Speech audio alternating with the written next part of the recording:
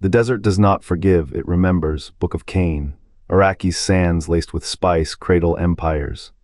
Duke Leto stands at Kaladin's cliff, his heir stepping into dunes where Fremen whisper and worms stir. The Baron floats, plotting, a transfer, a betrayal, a return, all etched in wind's teeth. A transfer called him not a red pawn duke. Spice, Harkonnen winds cradle teeth treaties, names empires. Bene Gesserit threads stretched back millennia woven through Missionaria Protectiva's holy lies. What if his betrayal of the throne only fed the cults he sought to bury? The Fremen called him Red Duke, but their hymns now chant Harkonnen names. His death was not an end, it was a signature. The Bene Gesserit plan needed a martyr, a myth to crack the Emperor's reign. Leto became both. His legacy, weaponized to topple one god, became the scaffold for another. Did he see the worm in his own hand? Or was his final act the first move in a game he never left behind? The Duke moved with the sharpness of a man who saw 7 steps ahead. He mapped alliances, counted Fremen, measured the weight of every word. But the Emperor's game was played in silence. The spice monopoly was its final piece. Leto's tactical brilliance, his refusal to stockpile, his gamble on open, unraveled the Harkonnen stranglehold. Yet it also exposed the fragility of his own position. A leader without leverage is a ghost in the desert. Did the Duke know his end was written in the genetic code of his children, or was he merely a catalyst, a spark in a powder keg the Empire had already lit? The sands remember, they swallow kings, they birth new ones. What does the spice whisper to those who dare to rule it? The spice whispered of empires. Leto Atreides bent its language to his will. He mapped the dunes not as a conqueror, but as a weaver of threads. The Fremen knelt not to him, but to the promise of water. The Emperor's court saw a vassal. They did not see the ledger of debts he wrote in the blood of the Harkonnen. Pride swelled in his chest. The Red Duke had crushed their legions. Their name was a hiss in the dark. How could they rise from such ruin? Yet the Imperium's spine was not bone, but sand. Mentats calculated, the Bene Gesserit bred. The Spacing Guild charted stars. None saw the rot in their own pillars. Leto, for all his cunning, did not pause to ask, who guards the guardians? He trusted the balance of power as one trusts a sandstorm to spare the dune. The Fremen called him listen Algabe the distant teacher. They learned his tactics, but not his blindness. The Harkonnens, they believed, were ghosts. Leto's letters to the Emperor were careful, precise, no treason, only reassurance. Yet in those words he carved a chasm. The Guild's eyes were on spice flows, not the shadows behind them.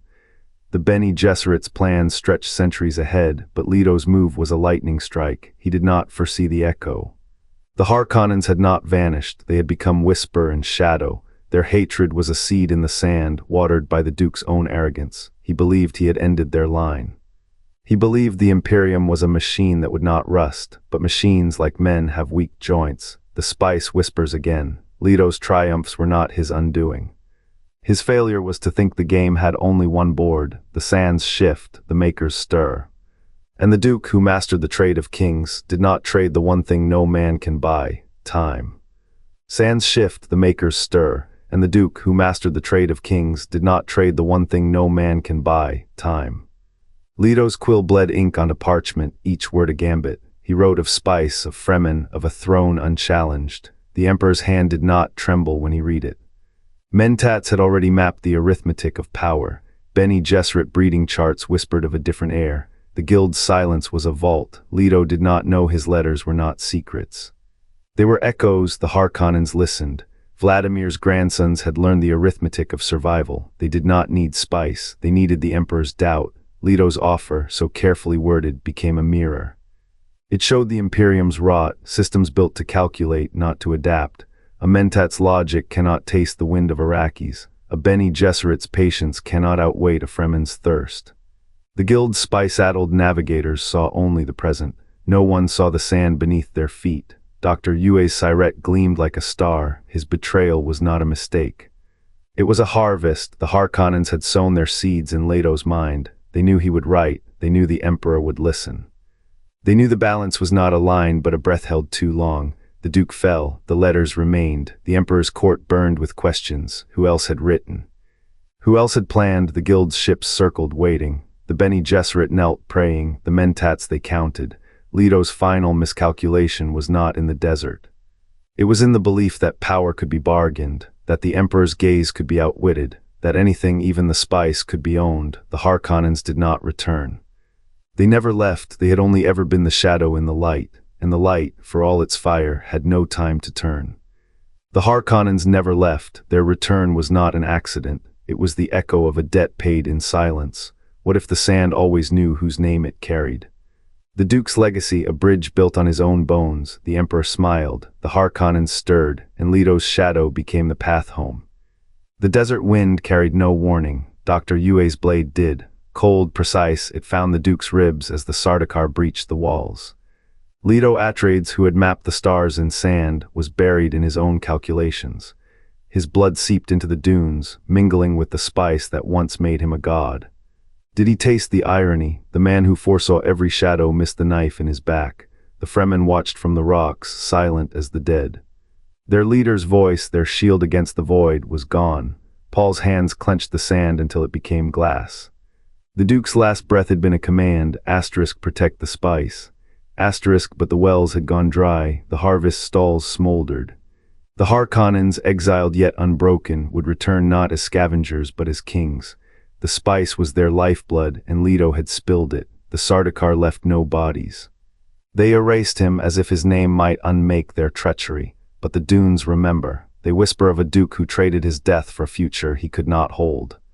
The Emperor's smile faded when the spice routes faltered. The Harkonnens stirred, their ships hungry for the Melange's glow. Leto's legacy was not a bridge but a grave. A foundation for others to build on. The desert does not forgive, it buries. The Fremen would rise, yes. But with a leader's ghost in their throats and the Harkonnen shadow stretching long, Leto's tactical genius, it was the sand in the gears, the flaw he could not see. The cost of a war won before it began. Word count 219. The Duke saw the desert's teeth. He traced the Emperor's shadow, mapped the Harkonnens' greed. Yet the tide he thought to bend became his shroud, a war won in calculation. A throne secured in ash, the spice flowed but not as head scripted. The Harkonnens, husks reborn, clawed back their fangs through smuggled stillsuits, stolen spice. Leto's blade cut both ways. His trust in the Emperor's balance left the scales unguarded. The Bene Gesserit watched, their patient knot of bloodlines and betrothals tightened. Leto's defiance, their chess piece. His house a vessel for a script older than the Kwisatz Haderach. What does a ruler sacrifice to save a universe? Leto Roman II, his sun ghost, would answer with millennia of silence. The golden path, a tyrant's burden, not a duke's gambit. The Imperium, gilded and brittle, cracked under its own weight. Leto's death was not an end but a hinge. The honored matters, exiled and yearning, found their doorway in the chaos head unintended. A legacy woven in paradox. The man who foresaw his fall could not see the stars it set in motion. Did the desert always whisper this truth, that survival demands a cost sharper than any blade? The sand remembers, it buries, it rebuilds, and somewhere in the dark between eras, Leto's shadow still walks the line between savior and specter. The Bene Gesserit reshaped their order after the heretics. The honored matters emerged from shadow, their blades thirsting anew. Leto's calculations, precise as a spice harvester's cut, failed to account for time's unyielding tide. His trust in the Emperor's fragility became a key turned backward. The Harkonnens, long buried, clawed through fissures in the sand. Power bends but does not break. The Red Duke's legacy is a paradox. His defiance seeded the very chaos he sought to control. The Bene Gesserit's reformation bound them to new prophecies. The matters, returned as storm and vengeance, rewrote the price of spice. Leto's miscalculation was not in the blade he surrendered but in the echo it left. Each era repeats the lesson, the desert remembers. A ruler's foresight is a mirror, cracked by what lies beyond sight. The galaxy's future is written in dunes, shifting with every buried secret. Leto's shadow walks still, not as savior, not as specter but as the question the sand refuses to answer. The Emperor's shadow letterciphered in spice math, inked in betrayal where no shield. Leto shaped dunes into dominion, yet the sand sees all endings. Shadam's pen danced with promises. Leto's replies burned with the same ash that choked his sons. Arrakis, soon to be Rakis, swallowed his name. The Fremen called him Listen Algabe, but their whispers turned to blades. Sandworms, ancient and blind, gnawed at the roots of his design. He mapped the Harkonnens' return like a spice trail, yet walked it himself. A mirror exists where two shadows merge. In it, Leto and Shaddam are twin architects, building tombs with their own hands. The Emperor's letters, once strategy, became elegy. Leto's genius, a scalpel that carved his own throat.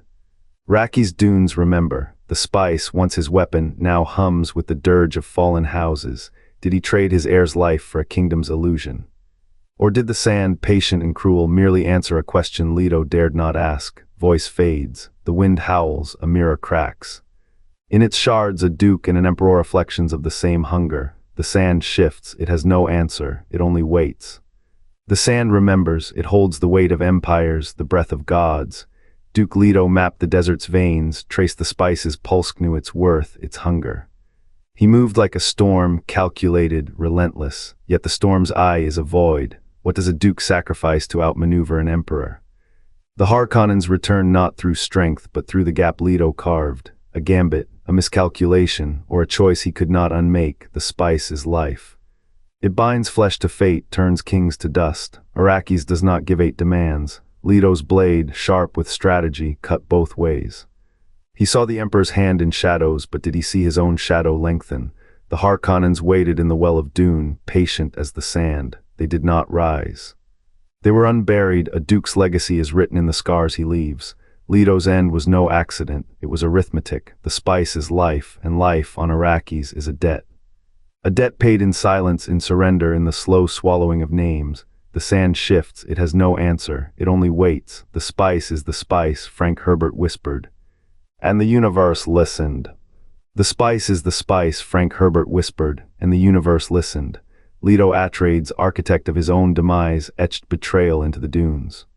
His calculations birthed not just a desert war, but a resurrection. The Harkonnens, thought devoured, found new flesh in the honored matters. Bene Gesserit, threads unseen, wove this rebirth, their reformation.